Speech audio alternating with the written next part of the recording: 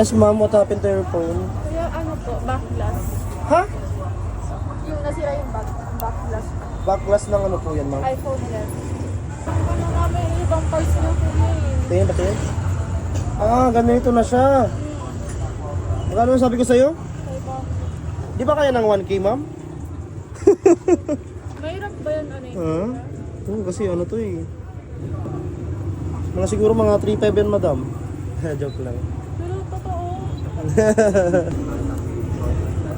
Pero di naman Ay, sorry. Hindi, maya-maya Mainit na, ma'am. siya, Sorry, ma'am. 57%. May gagawin tayo dito, yun, i-record natin yung battery use.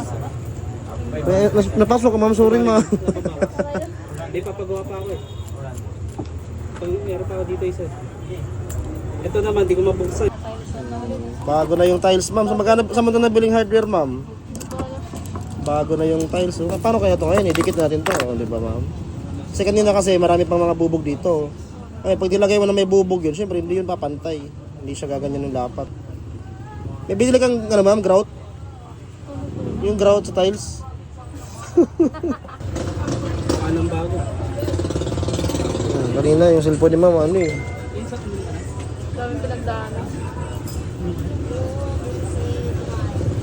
Wala na pasok ngayon, ma'am, ah. Boss, no? Wala pasok ngayon? Nag-absent yung teacher nyo ngayon, ah.